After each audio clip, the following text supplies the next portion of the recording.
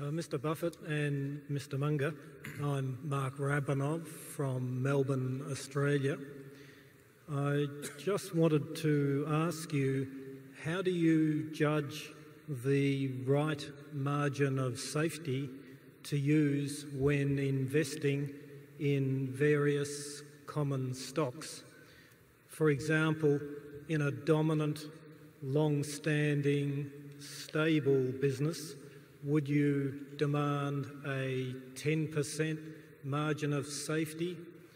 And if so, how would you increase this in a weaker business? Thank you.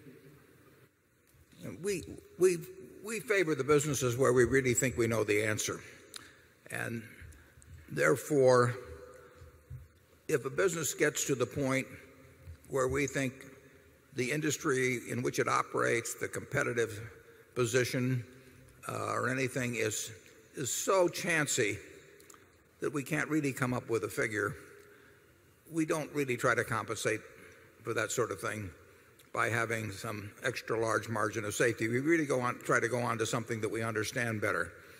So if we buy something like See's Candy as a business or Coca-Cola as a stock, we don't think we need a huge margin of safety because we don't think we're going to be wrong about our assumptions in any material way.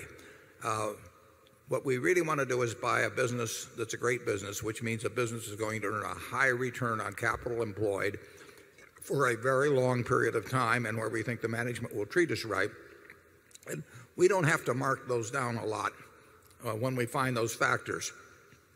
We'd love to find them when they're selling at 40 cents on the dollar, but we will buy those at much closer to a dollar on the dollar. We don't like to pay a dollar on the dollar, but we'll pay something close.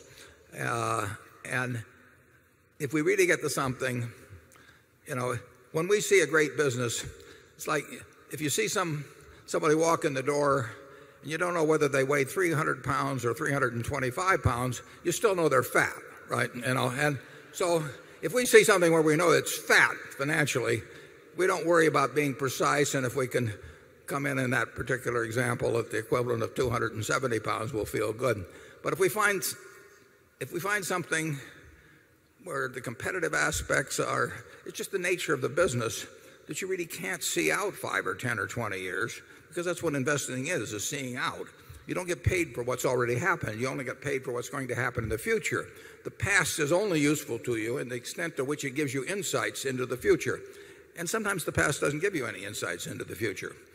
And in other cases, like the stable business that you postulated, it probably does give you a pretty good guideline as to what's going to happen in the future. And you don't need a huge margin of safety. You should have something that you always should feel you're getting a little more than what it's worth. And there are times when we've been able to buy wonderful businesses at a quarter of what they're worth. But we haven't seen those. Well, we saw it in Korea here recently, but you don't see those sort of things very often. And does that mean you should sit around and hope they come back for 10 or 15, wait 10 or 15 years? That's not the way we do it. If we can buy good businesses at a reasonable valuation, we're going to keep doing it. Charlie? Yeah, that margin of safety concept boils down to getting more value than you're paying. And that value can exist in a lot of different forms. If you're paid 4 to 1 on something that's an even money proposition, why, that's a value proposition too.